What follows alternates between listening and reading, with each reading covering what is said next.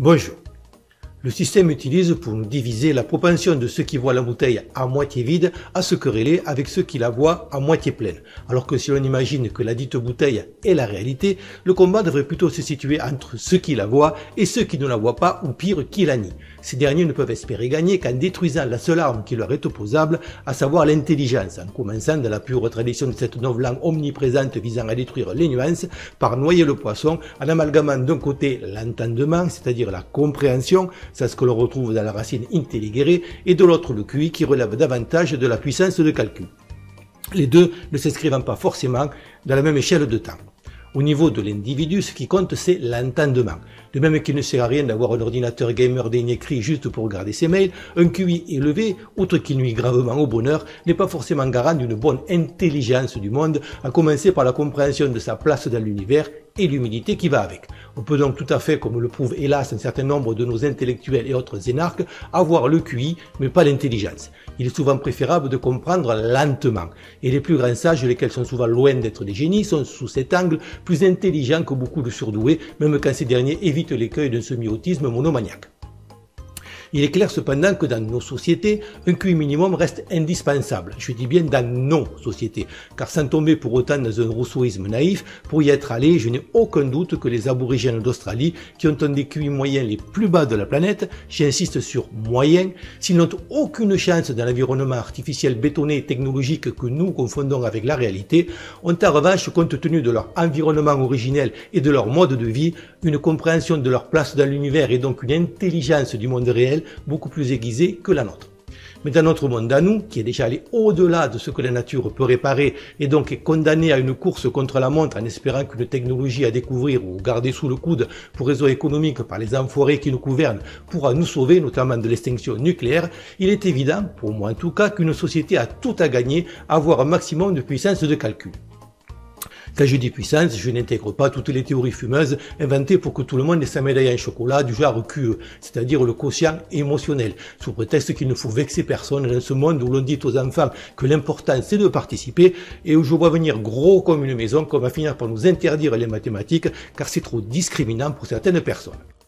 Le Japon, qui a un QI sensiblement supérieur au nôtre, n'a quasiment pas de matière première et n'a d'autres ressources que sa matière grise et son capital humain. Si on compare son PIB à celui de l'Afrique, qui elle croule sous les dites matières premières, on peut mesurer la différence.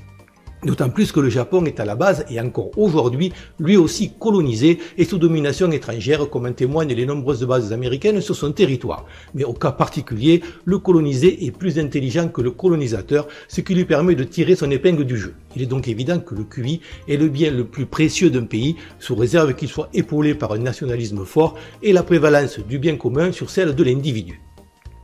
Il semble tout aussi évident pour tout individu sain qu'on a tout intérêt à pousser à ce que l'effort collectif soit concentré principalement à détecter et à booster les gens intelligents, c'est-à-dire à chercher à produire un maximum de locomotives capables de tirer l'ensemble vers le haut, au lieu de dépenser notre énergie et nos ressources à tenter en vain de transformer par le nivellement par le bas sous prétexte d'égalitarisme des wagons en locomotives. Les 10 wagons pouvant alors être optimisés à jouer au mieux leur rôle de wagon, qui n'est pas moins important ni honorable et parfaitement complémentaire. De même, faire entrer massivement des populations qui ont un QI moyen sensiblement inférieur ne peut qu'avoir des conséquences néfastes sur notre intelligence collective. Quel que soit notre degré d'intelligence, cette dernière ne nous sert à rien si nous n'avons ni but, ni règles de conduite, ou pire, si ces règles de conduite sont la résultante d'un manque d'humilité, lequel nous amène à prétendre les absolus en s'imaginant qu'ils sont à notre portée. Contrairement aux cultures asiatiques, lesquelles, avec le principe du yin et du yang, intègre qu'en toute chose il y a une part de son opposé, cette part pouvant symboliser l'humain lui-même, notre culture occidentale vit dans la dualité, avec pour conséquence que toutes les idéologies délétères qui pourrissent notre société s'appuient sur les absolus que sont supposés être le bien et le mal, hérité principalement d'un catholicisme sur lequel elles se plaisent pourtant à déféquer au propre, ou plutôt au cas particulier au sale, comme au figuré. Mais privé de l'humilité qu'impose la croyance à un Dieu tout-puissant, ou en l'occurrence à une Trinité, le catholicisme n'étant pas un vrai monothéisme, cette Trinité ayant justement pour finalité de transcender la dualité apparente du bien et du mal, ça rien donc pour le ramener à sa juste place, l'individu devenu roi, un roi qu'on ne saurait offenser, a l'orgueil de croire qu'il peut prétendre à ces pseudos absolus, tandis que, paradoxalement, il poursuit un bonheur illusoire qu'il base non sur sa capacité à s'émerveiller, mais sur l'assouvissement des désirs que la société de consommation crée pour lui. La croyance en ces absolus, de bien et de mal, sans paradigme divin pour la mettre en perspective, est d'autant plus un jeu de dupes que si certains choisissent ouvertement le mal par le biais du satanisme, d'autres, comme M. Jourdain avec sa prose, font de même sans le savoir en cultivant le conformisme au culte de l'individu qui leur sert de nouveau catéchisme, mais qui reprend en fait le principe de base du dit satanisme.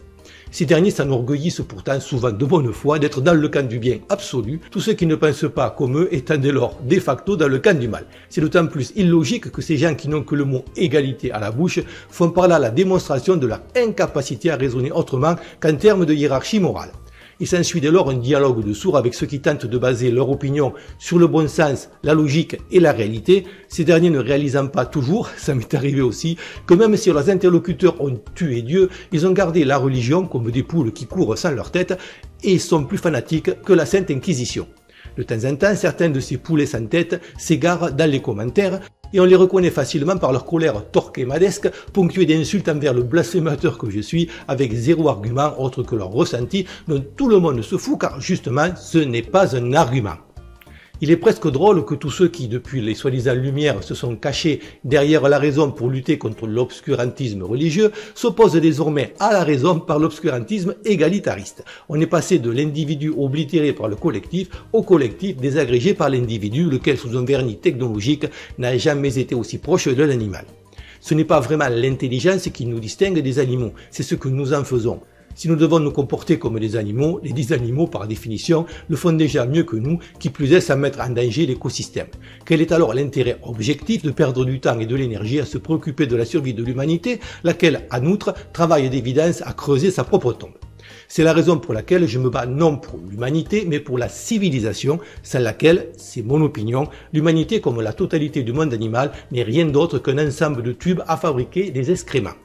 Merci de liker et de partager, je ne prétends pas détenir la vérité, j'essaie juste de comprendre comment les choses s'articulent en livrant un raisonnement qui se veut logique et argumenté. Donc si vous trouvez des failles dans le dit raisonnement ou des choses que j'aurais oubliées, les commentaires sont là pour ça. Comme d'habitude, si ce que je dis vous parle, vous trouverez en description le lien vers ma chaîne YouTube, alternative à YouTube, la censure à moins, à conserver au cas où cette chaîne viendrait à disparaître. Merci et à bientôt,